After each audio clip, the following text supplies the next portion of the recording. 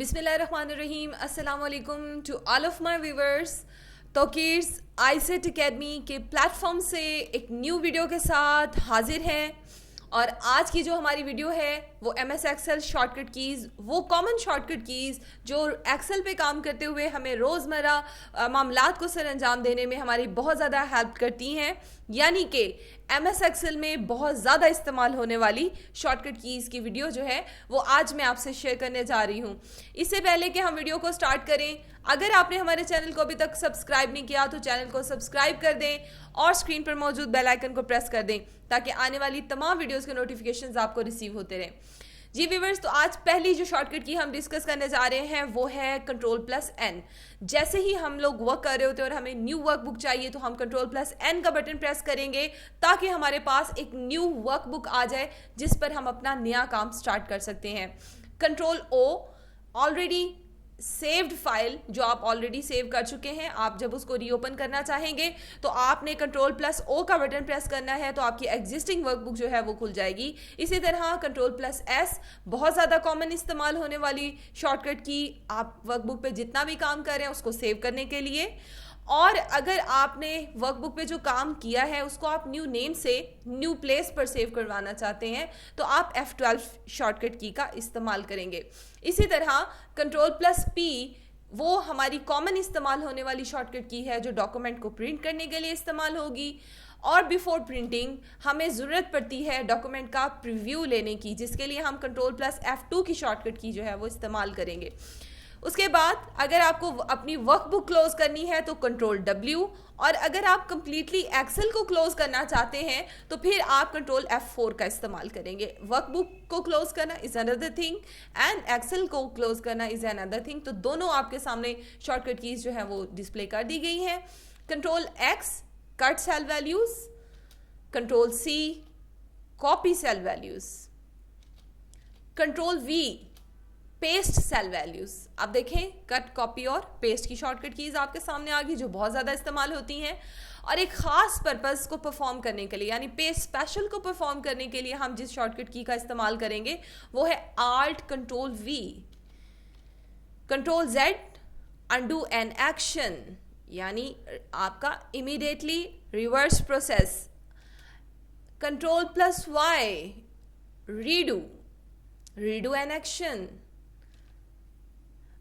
जी viewers, अगर आपको video पसंद आए तो वीडियो को लाइक ज़रूर करिएगा और कमेंट के ज़रिए आप आगाह करिएगा कि आपको वीडियो कैसी लगी है। I also need your suggestions to improve. The next shortcut key is F1। जी, F1 shortcut key is use to open the help pane. F2 edit value in the cell, यानी सेल के अंदर अगर आपने लिखना है तो आप F2 का बटन इस्तेमाल करते हुए बआसानी लिख सकते हैं।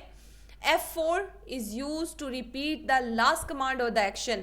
जी, very important and very powerful shortcut key, यानी अगर आपने किसी सेल के अंदर कुछ लिखा है और उसके ऊपर आपने कोई फॉर्मेटिंग अप्लाई की है, जैसे कि आपने राइटिंग का स्टाइल चेंज किया है, राइटिंग के ऊपर आपने कोई इफेक्ट अप्लाई किया है लाइक बोल्ड, अंडरलाइन या फॉन्ट कलर, तो आप जब किसी भी दूसरे सेल पर, शीट आपकी वही होनी चाहिए, जब आप किसी दूसरे सेल पर खड़े हैं या एक सेल या एक से ज़ायद सेल्स पर, तो आपने क्या करना है कि उन सेल्स को सेलेक्ट कर लेना है। सेलेक्ट करने के बाद आपने F4 का बटन प्रेस करना है। इससे क्या होगा कि वो आपका ऑलरेडी फॉर्मेटिंग एक्शन जो आप एक सेल पर लगा चुके हैं वो आपका बकाया जो रिमेनिंग सेलेक्टेड सेल्स हैं जिनको आपने सेलेक्ट किया होगा वो उस पर भी अप्लाई हो जाएगा। और इधर आप देख सकते हैं कि लिखा गया है if the last thing you typed in the cell is hello, or if you change the font color, clicking another cell and pressing F4, repeat that action in the new cell.